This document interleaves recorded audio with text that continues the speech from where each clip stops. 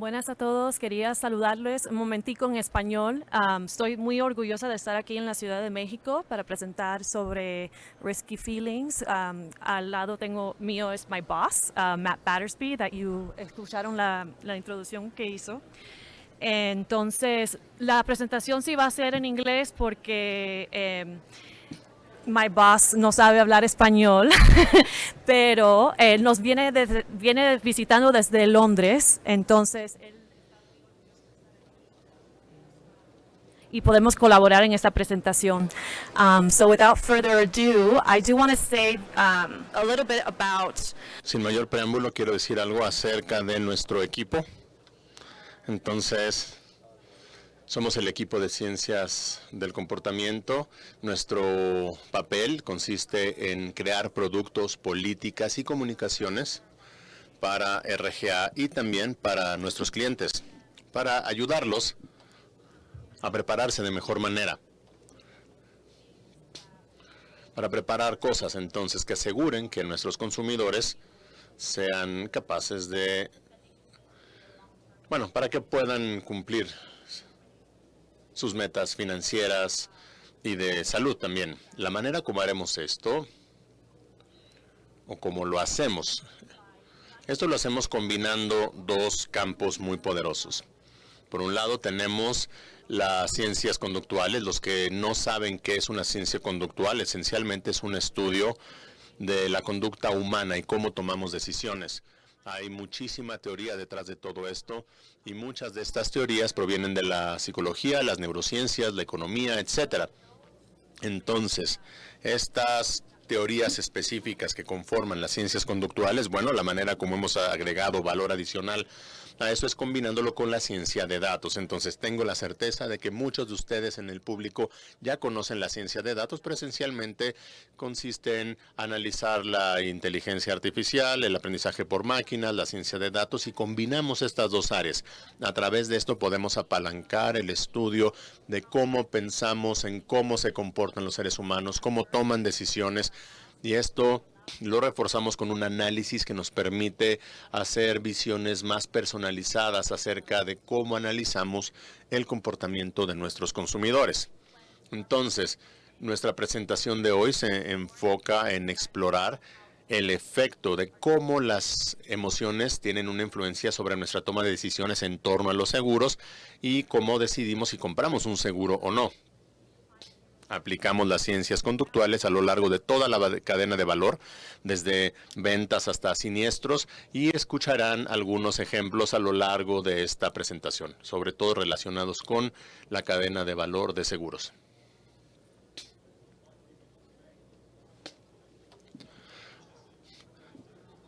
Este es un enfoque interesante, un poco diferente, y esta persona que tenemos aquí, esto que tenemos aquí es un anuncio que publicó el gobierno británico durante la pandemia de COVID. Es uno de los anuncios más controvertidos en los tiempos recientes en el Reino Unido. Es algo que es emocional y está basado en el miedo. Es controvertido porque la gente se cuestiona, ¿realmente necesitas utilizar las emociones, utilizar el temor para cambiar la conducta de una persona dentro de un contexto como este? Es una conversación interesante. Hoy no vamos a hablar de COVID, pero esto genera la pregunta de qué tan importantes son las emociones cuando estamos tratando de cambiar una conducta. ¿Son necesarias? Hay personas que piensan que las emociones son innecesarias porque son malas, porque estorban. Y de hecho nuestra investigación nos ha revelado que es lo opuesto. Es bastante útil, benéfico y yo hasta diría que esencial, sobre todo para tomar decisiones sobre riesgos, que finalmente de esto se tratan los seguros. Nuestros consumidores deciden si pagan un seguro o no, están tomando una decisión basada en un riesgo y la emoción es crucial. Por lo tanto, necesitamos entender las emociones si queremos influir en una decisión de compra de un seguro. Entonces, hablemos de esto, hablemos de cómo las emociones afectan o impactan las decisiones en torno a la compra de un seguro dentro de diferentes contextos. Antes de hacer esto, necesito un poco de detalles acerca de cómo tomamos decisiones, cómo escogemos la información que queremos saber. Les voy a hacer algunas preguntas. Yo sé que es difícil con la traducción, pero espero que esto funcione. Imagínense que yo supiera lo que sus colegas piensan de ti. que yo, imagínense que yo sé todo lo de tus colegas, todo lo que tus colegas piensan de ti. Y si yo te diría que, ¿qué pasaría? Levanta tu mano si te gustaría saber si tus colegas te piensan de ti que eres incompetente. Una, dos, tres, cuatro personas valientes. Y si yo les dijera que tus colegas te ven como competente, que eres bueno en tu trabajo, ¿te gustaría que te dijera eso? Si yo lo supiera, levanta la mano. Ok. Casi todos. Muy bien. Entonces, su reacción es muy similar a la reacción de todo el mundo. Los psicólogos han hecho mucha investigación en esta materia y cuando se hace esta pregunta a la gente, estos son los resultados que encontramos. Cuando les preguntamos si tus colegas te ven como incompetente, la mitad, menos del 50%, quieren que se los digan. Pero cuando la gente es competente es casi 3/4, más del 80%. La gente quiere saber que es competente, pero yo no quiero saber si mis colegas me ven como incompetente, lo cual es extraño, parece irracional. Porque imagínate, saber que tus colegas te ven como incompetente es más útil que si saben que haces un buen trabajo. Si piensan que eres incompetente, puedes perder tu trabajo, puedes estar en riesgo de perder tu trabajo. ¿Por qué es así? ¿Por qué vemos que la gente no siempre busca la información que nosotros pensaríamos que buscarían cuando toman estas decisiones? Esto se vuelve muy importante durante el COVID. Mucha gente toma importancia a la búsqueda de información. ¿Por qué? Porque vivimos una epidemia, una pandemia única. Y nunca habíamos tenido tanta información como la que tuvimos durante la pandemia. Por ejemplo, la Universidad Johns Hopkins empezó a publicar datos, había información que se compartía en conferencias de datos, en periódicos, en conferencias de prensa, en los medios. Mucha gente en algún momento decidió evitar ver esta información. Esta es investigación que Boyd llevó a cabo en el Reino Unido. Y 48% de las personas dijeron que nunca evitaron ver las noticias de manera deliberada. En 2020, cuando comenzó la pandemia de COVID, solamente 20% de las personas dijeron que nunca evitaron ver las noticias. De esta manera vemos que la información nunca había sido más útil. Era una pandemia, no sabíamos qué estaba sucediendo y la gente evitaba consultar información, la gente no quería saber qué estaba pasando. ¿Por qué sucede esto? Esto se debe a que la información nos impacta de diferentes maneras. Y que es interesante entender esto, ¿no? La información puede impactar nuestras acciones, cambia lo que hacemos. Entonces, buscamos información que nos ayuda a tomar mejores decisiones. Básicamente queremos obtener beneficios, evitar riesgos, evitar problemas. Un gran ejemplo de esto es que a lo mejor decides tener una prueba genética para ver si te va a dar cáncer porque esa información es útil. Eso te puede decir si necesitas algún tratamiento o si necesitas dar otros pasos para protegerte. Esto es lo que clásicamente pensamos que es la razón clásica, racional para buscar información, pero no es la única razón. También buscamos información porque tiene un impacto emocional en nosotros. Cuando buscamos información, consideramos cómo nos hace sentir. Esa información nos hace sentir felices, tristes, asustados. Por ejemplo, si buscamos información sobre el cáncer, mucha gente no se hace pruebas genéticas para ver si les puede dar cáncer porque esto puede tener un impacto emocional. Esto les genera ansiedad, les genera miedo. Y el último impacto de la información es la parte cognitiva, porque esto cambia el qué y el cómo pensamos. Es decir, si tú tienes maneras ya existentes de pensar, si tienes valores, si tienes creencias acerca de cómo debe ser el mundo, buscamos información que corresponda a nuestro punto de vista. No nos gusta buscar información que va en contra de lo que ya pensamos. Normalmente buscamos información que corresponda con lo que pensamos. Si podemos entender esto, entonces podemos empezar a entender por qué la gente busca información y por qué la gente no busca información, sobre todo en un contexto de riesgos. Un buen ejemplo de esto sería el conteo de calorías en los menús. En muchos países del mundo actualmente en los restaurantes los menús ya tienen el conteo de calorías para que tú cuando pidas tu comida sepas cuántas calorías tiene cada platillo. La razón de esto es que pensamos que si le damos más información a la gente va a tomar mejores decisiones de salud. Van a escoger la comida saludable porque quieren comer de forma saludable y tomar una mejor decisión. Desafortunadamente la investigación sugiere que eso no está sucediendo. La gente no está comiendo de manera más saludable con base en esta información. Lo que hemos encontrado es que lo que pensamos que la gente iba a hacer puede ser no necesariamente el comer más saludable, sino obtener el mejor valor o comer lo que sepa más rico del menú. Y si tienes dos hamburguesas por el mismo precio, una tiene 1000 calorías y una tiene 500 calorías, adivinen cuál es la más rica.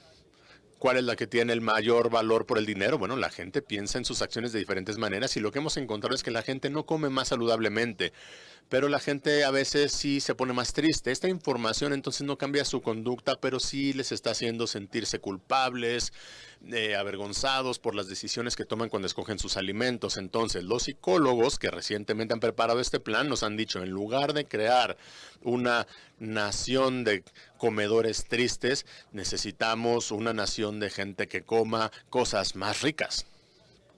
Entonces, hemos hablado de por qué buscamos la información que buscamos. Vamos a ser más específicos para las decisiones en torno a riesgos.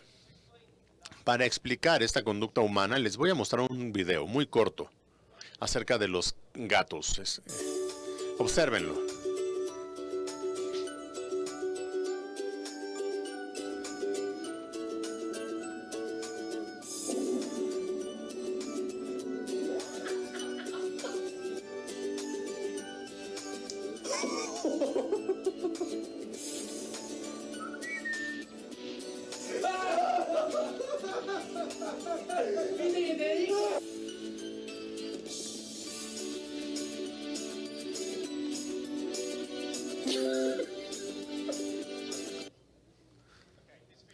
Este video es uno de los miles que hay en YouTube. Se llama Gatos contra Pepinos. Tiene millones de visiones, de vistas. Es muy popular. Hay gente que le resulta chistoso. Hay gente que dice, a ver, los gatos son medios tontos porque cuando se dan la vuelta y ven un pepino se espantan. Pero probablemente sabemos que el gato no piensa que es un pepino. A lo mejor el gato piensa que es una serpiente. No hay que ser tontos para que nos den miedo las serpientes, ¿verdad? Sobre todo si una serpiente es tan grande como esto.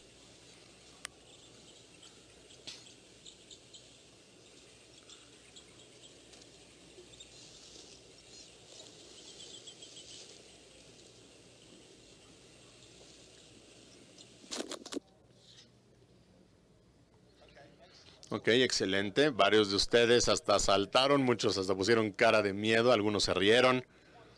¿Por qué es esto? ¿Por qué reaccionaron al ver el video de esta serpiente?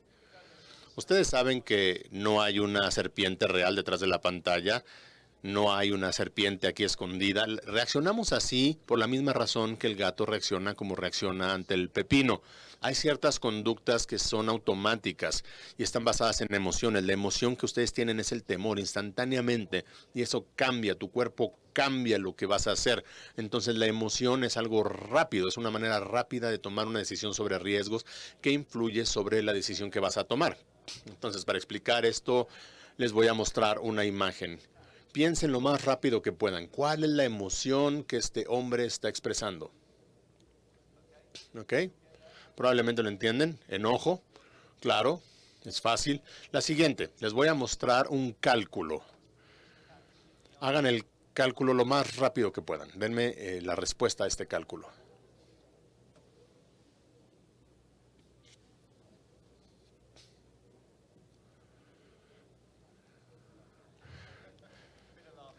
Alguien se rió, claro, es un poco difícil, ¿no? Es difícil contestar esta pregunta, es mucho más difícil que la anterior. ¿Por qué? Ambas preguntas las pueden contestar, a lo mejor necesitan una pluma y una hoja de papel, pero la primera pregunta, el hombre se ve enojado, utilizaron algo que llamamos en las ciencias conductuales tenemos una respuesta instintiva, nuestro sistema instintivo es lo que usamos en las decisiones cotidianas. Para necesitamos utilizar el sistema 2, es decir, un sistema más lento, un sistema más racional, más pensado, pero normalmente no pensamos de esta manera. Lo importante sobre las emociones es que en este sistema, en el sistema número 1, las emociones son un atajo muy rápido que utilizamos cuando tomamos decisiones. Decimos, a ver, esto me hace sentir contento, triste y eso influye en mi decisión. Ahora imagínense cuando les pido que utilicen su sistema 2, es decir, necesitan una manera de pensar más racional, más lenta. Normalmente se necesitan las emociones para poder usar esa parte del cerebro. Bueno, llevando esto un paso más adelante. Sí, No podemos eliminar las emociones de la toma de decisiones. Esto es lo clave aquí. Hay muchos estudios sobre el cerebro.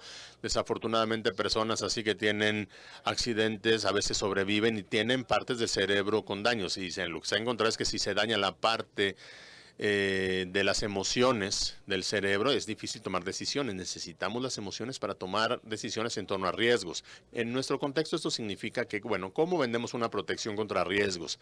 Lo que queremos hacer es que la gente tome una decisión sobre sus riesgos. ¿Cuál es el papel de las emociones aquí? Y esto es importante porque estamos viendo cómo cambia la venta de un seguro. Ya no estamos haciendo ventas de seguro de vida, por ejemplo, a través de agentes, ya los vendemos en línea.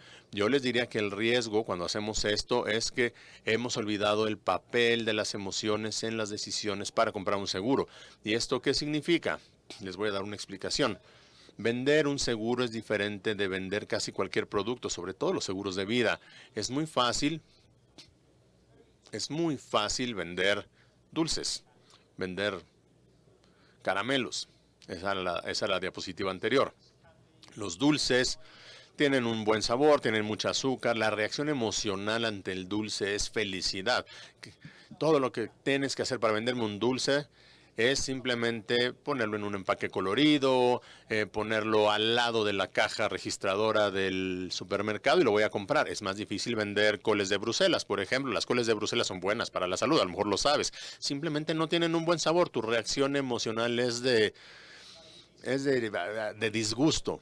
No me sorprendería que el seguro de vida, cuando lo vendemos, es como vender coles de Bruselas. No se parece tanto a vender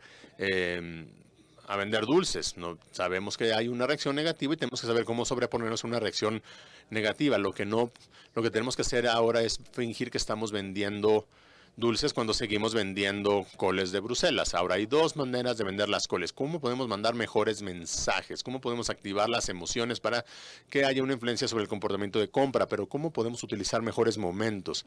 ¿En qué momento podemos agarrar a las personas en ese momento, en ese instante en el que tienen una emoción que les lleva a tomar una decisión de compra? Le paso la palabra a Rosemary para que continúe. No sé si ustedes lo han observado, pero durante el video yo no estaba viendo el video porque lo he visto como 30, 40 veces y todavía me da miedo cuando aparece la serpiente. Entonces, hemos aprendido hasta ahora que las emociones pueden ser algo que son automáticas y que tenemos que tomar en cuenta cuando vendemos seguros de vida. Por ejemplo, normalmente cuando pensamos en lo correcto es simplemente hacer que las cosas sean más fáciles de comprar. Ahí está. Hacer todo más fácil, sin hacer llamado a ninguna emoción, que no haya ninguna fricción. Sin embargo, el agregar retos, el agregar fricción a las cosas, nos protege muchísimo en contra de algún adversario. Por ejemplo, el hacer difícil o el requerir alguna clave adicional para acceder a la información bancaria es una fricción en lugar de permitir acceder a lo que quieres de forma inmediata, pero eso se hace para proteger al consumidor. Entonces, esta es una de las cosas que queremos asegurarnos que ustedes entiendan y aprendan cuando hablamos de venta de seguros. Hay que darle una pausa al proceso. Hay que permitir que la gente detenga sus reacciones automáticas un momento. Eso es crucial aquí.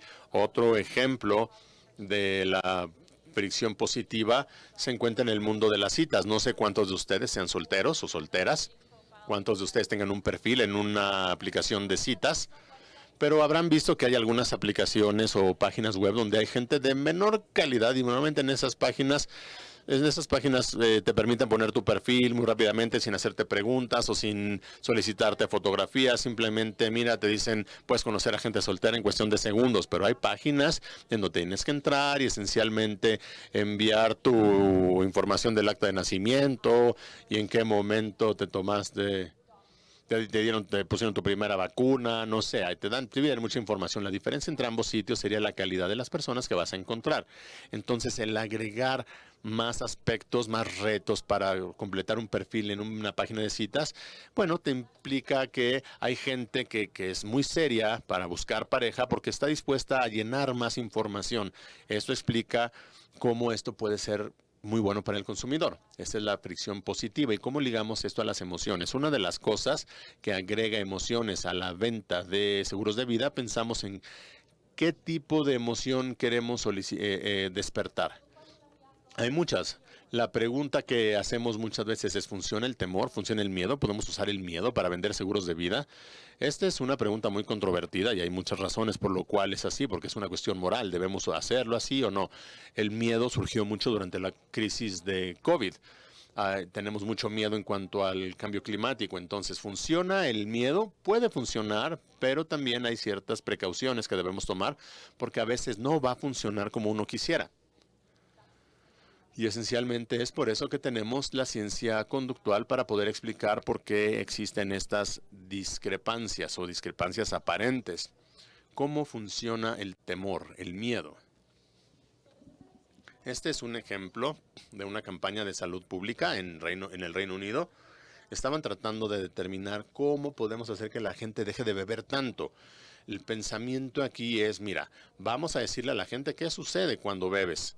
Y vamos a hablar del hecho de que esto puede dejar de beber, te puede ayudar a eliminar muchas enfermedades, te puede prevenir el cáncer de seno, por ejemplo, y otros tipos. Entonces, se da información y tenemos este mensaje que esencialmente te está notificando. ¿Sabías que el alcohol afecta tu aspecto físico? Si reduces tu consumo de alcohol, puedes reducir tu riesgo de envejecer de forma prematura, de padecer obesidad. ¿Cuál creen que haya sido más efectivo para que la gente empezara a beber menos? Claro, no nos sorprende. Todos sabemos que somos personas muy vanidosas, pero fue una campaña muy efectiva. Genera el temor, pero la manera de usar el temor en el caso número uno pensaría que el temor iba a hacer efecto, pero básicamente no entendemos qué es lo que está haciendo el temor dentro de este contexto con la conducta humana. Después tenemos tenemos este ejemplo y después el miedo también puede ser contraproducente en el sentido de que muchas veces hay cosas que la gente hace, como por ejemplo fumar. Hay gente que fuma y se identifican el acto de fumar como algo positivo, es decir, disfrutan salir con sus amigos y fumar, etcétera. Si empiezas a tratar de generar miedo en una persona que se identifica muy fuertemente con el cigarrillo, esa gente no va a obtener la reacción que tendría alguien que le importa menos el fumar. Básicamente estarías atacando su ego, su identidad al mostrarles este tipo de cosas. Entonces, en lugar de cambiar su conducta, probablemente simplemente se van a volver más tercos en su postura para seguir fumando. Entonces, este es el tipo de cosas que pueden suceder cuando utilizamos algo como el miedo. Además del miedo, hay muchísimas más emociones. Esta es una gráfica creada por un psicólogo que estaba analizando una manera de resumir los diferentes tipos de emociones que puede sentir la gente y para encontrar los puntos comunes entre las diferentes emociones. Entonces, esencialmente nos indica que hay 8 emociones principales que todas las culturas y sociedades sienten, están en el círculo principal y conforme nos vamos alejando de este círculo, bueno, más bien se van reduciendo en términos de intensidad. Entonces, hay muchísimo que ver aquí, pero queremos pararnos un minuto aquí para hablar del remordimiento, que básicamente es la intersección entre la tristeza y el disgusto. Entonces, generar remordimiento ha sido muy útil, de hecho, para poder vender seguros de vida. Esencialmente se probaron 3 mensajes. Y hay un programa de cómputo muy específico que se utilizó con los participantes. Y ahí se te decía, tienes $10 para asegurarte contra la pérdida de estos $10. Puedes invertirlos, puedes gastar dinero para comprar un seguro o no. Tenían esa elección. Pero los respondientes recibieron uno de estos 3 mensajes. A uno se les dijo, por ejemplo, si no te aseguras y pierdes todo tu dinero, vas a terminar deseando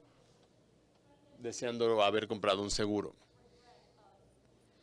Es decir, estamos diciendo que te vas a arrepentir de haber perdido tu dinero. El segundo es, si gastas dinero para obtener un seguro y nunca lo usas, vas a terminar pensando que ojalá nunca hubieras...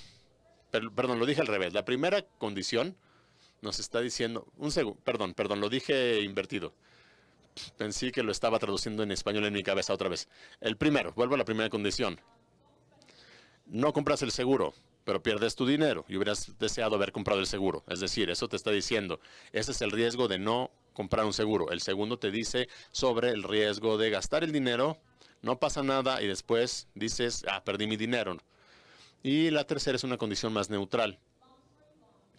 Ok, para hacer más breve la historia, bueno, lo que esperamos aquí sería que cuando a la gente le dices que van a arrepentirse de no haberse asegurado porque pueden perder su dinero, es más probable que inviertan o gasten ese dinero en un seguro, a diferencia de que si les digas, mira, te vas a arrepentir de haber comprado el seguro porque no te va a pasar nada nunca. Entonces, esto es importante y esto habla específicamente acerca del aspecto del remordimiento. Y después, algo muy rápido, hemos estado hablando mucho acerca de la venta de seguros de vida, pero también hemos hablado en términos de cómo hace algo muy difícil con los clientes. Tenemos muchas diferencias en muchos países y comprar un seguro de vida es algo muy difícil, incluso si logramos llevar esto más allá de la fase emotiva, diciéndole a la gente, mira, es muy importante por estas razones, ¿no? Pero sabemos que es difícil porque hay un factor emotivo y el seguro de vida es un producto que uno va a tener que pagar durante un buen tiempo. Entonces, el que la gente entiende, que los clientes entiendan por qué comprar un seguro de vida y cuál es su valor, eso es importante, pero sabemos que es muy difícil de explicar porque un seguro de vida puede ser muy complicado. Entonces, hemos encontrado a través de muchas investigaciones que esta es un área que está en crecimiento. ¿Cómo podemos ayudar a la gente a entender el valor del seguro de vida de mejor manera, sobre todo cuando llega su renovación? ¿Cómo podemos hacerles entender que vale la pena renovar su póliza? Y también cómo podemos enviar un mensaje emocional junto con esto. A veces podemos mencionar, por ejemplo, a tu hija, la persona que es la beneficiaria principal, por ejemplo, de la póliza, etcétera. El hablar de este aspecto emocional ayuda muchísimo para mejorar el entendimiento de la información que se le presenta al cliente. Entonces, me parece que este es un vínculo muy interesante también. Regreso con Matt. Hemos hablado entonces de mejores mensajes para entender las emociones, pero también es muy importante entender en qué momento estamos hablando con la persona, en qué momento estamos hablando con alguien. Por ejemplo, podemos hablar de momentos predictivos. Uno de esos momentos en que alguien ya tiene una reacción emocional ante un evento, ante un riesgo. Es decir, en ese momento es más fácil venderle un seguro de vida. Es cuando podemos entender, hacer que esta persona entienda mejor el valor de un seguro. Cuando cambia un riesgo es cuando alguien piensa, ok, necesito comprar un seguro. Pero lo que hemos encontrado es que cuando la gente siente que un riesgo ha cambiado, esto hace una gran diferencia. Todos sabemos que a menudo es más fácil venderle a alguien seguros contra inundaciones un día después de que un amigo suyo tuvo una inundación, no porque el riesgo para ellos haya cambiado, pero resulta que me puedo imaginar qué pasaría si a mí se me inundara mi casa, porque ya vi lo que le pasó a alguien más, siento cómo este riesgo cambia. Entonces hay que buscar esos momentos en la vida en donde la gente siente que cambia el riesgo. Este es un factor emotivo. En los seguros siempre lo hemos sabido, por eso los seguros de vida se venden en aeropuertos, sobre todo en Estados Unidos. La gente tiene miedo a volar, la gente inmediatamente se preocupa y tiene una emoción y piensa en comprar seguros. No estamos diciendo que esta sea la razón por la cual se hace en un aeropuerto, pero esto es algo que la industria siempre ha utilizado para entender que hay momentos en los que sentimos ciertas reacciones. Hemos hecho investigaciones para determinar en qué momentos de la vida tenemos reacciones emotivas ante un riesgo. Y hay momentos clásicos donde uno esperaría que haya una diferencia. Por ejemplo, cuando alguien compra una casa, ¿eso influye su decisión? ¿Es más probable que compren un seguro de vida? La respuesta es sí, como uno esperaría, pero eso es porque el riesgo ha cambiado. Ya tienes algo que proteger. ¿Qué hay con respecto a cuando tienes hijos, cuando nacen tus hijos por primera vez? ¿Eso influye tu compra de seguro de vida? Claro que sí, porque ha cambiado tu riesgo. Ahora tienes a alguien que proteger, obviamente. Lo que nos sorprende todavía más es que hemos encontrado que cuando la gente sufre de alguna enfermedad también, por ejemplo, una pérdida, cuando muere un familiar, un amigo, la gente en ese momento se vuelve más proclive a comprar un seguro de vida. Por ejemplo, no ha cambiado tu riesgo individual porque haya muerto un amigo o un familiar, pero simplemente te vuelves consciente de todos los riesgos que existen en el mundo. Una de las razones por las que hemos visto un aumento en los seguros de vida fue después de COVID, porque la gente está más consciente ahora del riesgo que existe en el mundo. Entonces, para terminar con esto, tenemos algo que llamamos seguros embedded insurance, seguros incrustados. Es decir, hemos hablado mucho de esto aquí también, se ha hablado de esto en este evento. Estamos de acuerdo con esto, creo que podemos incrustar otros productos dentro de otros productos. Estos seguros se pueden insertar en momentos emotivos de los que ya hemos hablado. Por ejemplo, cuando compramos una casa, sí, cuando tenemos bebés, cuando pensamos en la educación. Esos son momentos en los que una persona tiene una reacción emotiva, emocional, cuando piensa al futuro y uno dice, ¿cómo podemos incrustar un seguro ahí? Por ejemplo, también con las remesas, cuando alguien envía dinero de vuelta a su familia, por ejemplo, a veces no queda claro cuál sería el riesgo, qué pasaría si yo no estuviera aquí, si yo ya no estuviera vivo y ya no pudiera enviarle estas remesas a mi familia. Hay que pensar en eso. Creemos que esto es muy importante y es algo que podemos insertar dentro de nuestros productos.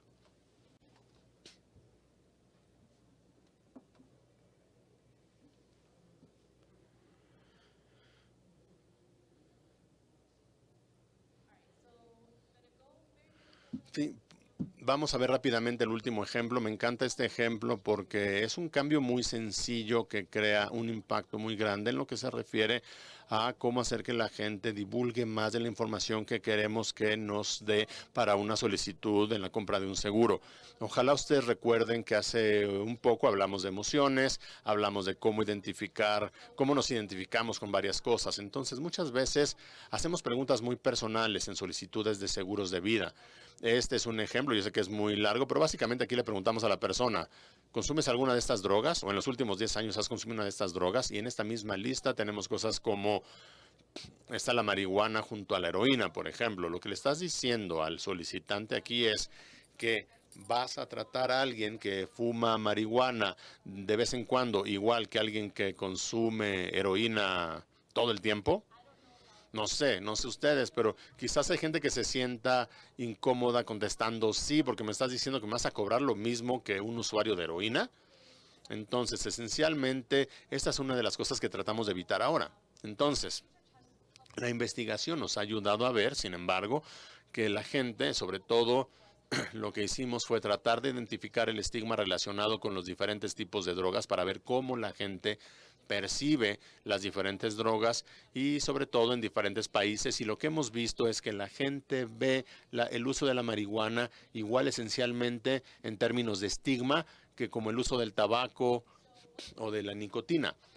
Entonces, en esta pregunta de la solicitud del seguro, lo que significa es que la marihuana se tiene que preguntar por separado. No incluyen la marihuana en esta lista de muchas cosas que son mucho más peligrosas, al menos desde la perspectiva de cómo la gente lo percibe. Entonces, separamos la marihuana, la tratamos como si estuviéramos haciendo una pregunta como si fuera de nicotina. Pero en la última parte, que es crítica para que la gente nos revele esta información, hay que agregar cuándo fue la última vez que fumaste marihuana. Porque cuando agregas cuándo fue la última vez, estás implicando que, mira, todos sabemos que has fumado marihuana, todos lo sabemos, sí, ya lo sabemos, tú sabes, yo lo sé, todo el mundo lo sabe. Simplemente dinos cuándo y darles diferentes categorías con diferentes categorías para que sientan cómodas con el hecho de que, ok, fue en el último año, no pasa nada. La investigación que hemos hecho nos ha demostrado que esto genera un 20% más de revelaciones por parte de los solicitantes al hacer estas pequeñas modificaciones en los cuestionarios. Muy bien, gracias. Terminamos con esto, terminamos con esta diapositiva, empezamos con esta misma. Este es un anuncio muy controvertido. Nuestra opinión entonces es que sí, las emociones son una parte fundamental en nuestra conducta, en nuestras decisiones. Entonces, cuando vendemos un seguro de vida, tenemos que reconocer el papel de las emociones. Tratemos de utilizar la ciencia de datos para entender el impacto que tenemos y utilicemos la ciencia de datos para saber cómo podemos influir en las decisiones de nuestros consumidores. Muchas gracias, espero que hayan disfrutado esta sesión.